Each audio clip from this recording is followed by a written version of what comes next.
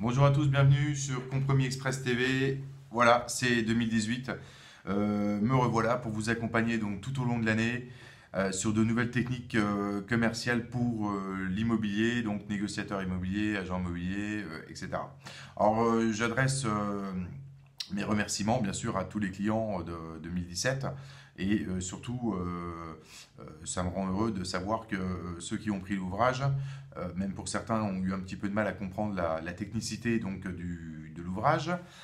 Oui, bon, c'est normal, hein, il faut se pencher un petit peu dans le vif du sujet et analyser les choses. Alors, donc en tous les cas, majoritairement, les gens sont satisfaits, sont contents et évoluent en nombre de transactions au sein de leur réseau ou de leur agence immobilière. Donc c'est très bien, je m'en satisfais et c'est super, continuer comme ça. De toute façon, comme je le dis régulièrement, pour l'ouvrage RSV, évidemment, vous bénéficiez tous de mon accompagnement téléphonique, email, etc., etc., afin que vous compreniez bien la méthode à mettre en place pour démarrer votre activité, continuer dans votre activité ou en tous les cas vous repositionner pour que cette année soit une année de réussite et non plus une année donc de complications où vous avez fait une activité pour certains en nombre de ventes. Bon, c'est effectivement c'est pas terrible, hein, il faut avoir vraiment recours à de nouvelles méthodes. En tous les cas, moi je vous souhaite à tous donc une très belle année. Il y aura pas mal de vidéos, hein, il y a plein de thématiques. Alors comme je l'ai déjà dit aussi, parce qu'on m'a posé beaucoup de questions pendant les fêtes, en, bon, en me demandant des conseils sur différents aspects, des points clés, on va dire, des différentes étapes de la transaction, entre la prospection, la négociation, les visites, bon, etc., l'analyse d'un bien, la rédaction des annonces. Bon, la rédaction des annonces, je vais pas faire de. Oui, il faut y mettre un petit peu du vôtre en ce qui concerne donc les photos et les textes, hein, pour que ce soit quelque chose de qualité. Mais ça, c'est. Il n'y a pas vraiment de formation dans l'ouvrage RSV, on n'en parle pas trop, hein, sur la rédaction des annonces, hein, puisque ça, il faut avoir un don pour pouvoir présenter un produit, hein. Si vous vendez une voiture, vous serez un bon commercial si vous présentez bien la voiture. Si vous rentrez un bien immobilier, il faut mettre en avant un certain nombre de choses. Par contre, on verra par rapport aux annonces, entre le professionnel et le particulier. Il y aura une thématique, hein, qui va bientôt venir d'ailleurs à ce sujet, où ouais, effectivement, là, ça va être un petit peu. Ça va être sympa. On va bien. Je vais vous donner des bons conseils pour faire attention aux propriétaires vendeurs qui bien sûr jouent et s'amusent bien avec les annonces des professionnels en faisant un copier-coller. Voilà. En tous les cas, alors oui, les petites, parce que j'ai pas le temps de faire de montage vidéo. Alors excusez-moi, c'est juste une page imprimée, hein. Alors là, je l'ai diffusé. Vous avez ici donc le classement, le podium des réseaux immobiliers qui ne forment pas assez leur agent mandataire et le nombre en fait d'agents par réseau qui ont commandé l'ouvrage en 2017. En classement number one, c'est IAD, donc en majorité sur les agents mandataires, parce que ça ne concerne que les agents mandataires.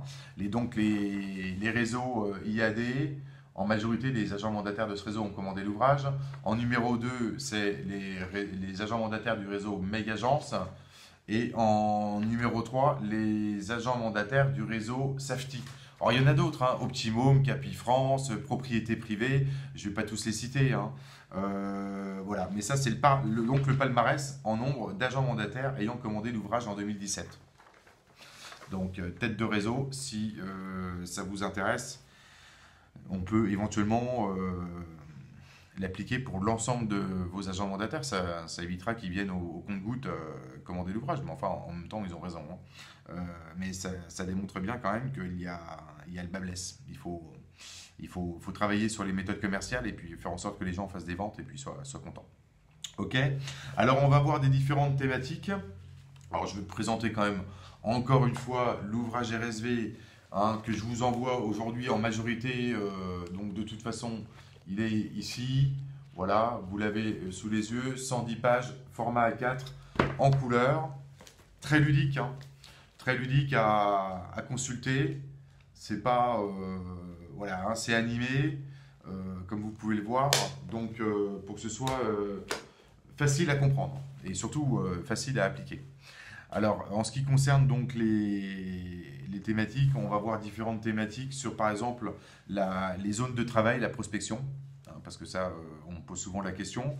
On va regarder aussi une méthode, ce que j'en pense sur la méthode par SMS. Bon, on m'a demandé la méthode par SMS. Bon, moi, je sais pas, il faut pas faire ça, hein. Il faut pas. Bon, on va essayer de trouver une thématique explicative pour la méthode par SMS, parce qu'il y a des gens apparemment qui prospectent par SMS. Bon, à mon avis, le taux de retour, il ne doit pas être terrible, hein.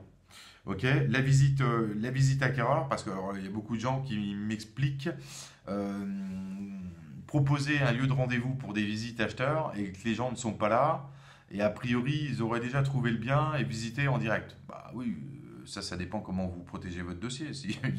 Si vous ne protégez pas votre dossier puis que vous donnez rendez-vous devant la maison, les gens ils vont aller sonner directement, ils vont pas vous attendre, ils vont venir un quart d'heure avant, hein. Bon, ça on fera une thématique là-dessus. On fera également une thématique sur comment protéger ses honoraires. Bon, il faut arrêter de baisser ses honoraires à tout va pour vendre. Les acquéreurs, ils vous mettent la pression en disant on va acheter la maison, mais au lieu de 8 000, nous on signe si vous faites 5 000. Moi j'entends des gens qui me disent oui, j'accepte, dans la majorité des cas, j'accepte de baisser les honoraires de 3 000. Il faut pas faire ça. Retourner la question à l'acquéreur, est-ce qu'il serait d'accord de perdre 30% sur son salaire à la fin du mois? Je ne suis pas certain qu'il soit d'accord. Donc on verra, il y aura une thématique également sur comment protéger ses honoraires, hein. Bon, voilà, moi je baisse jamais ma com, hein. Surtout quand les gens veulent.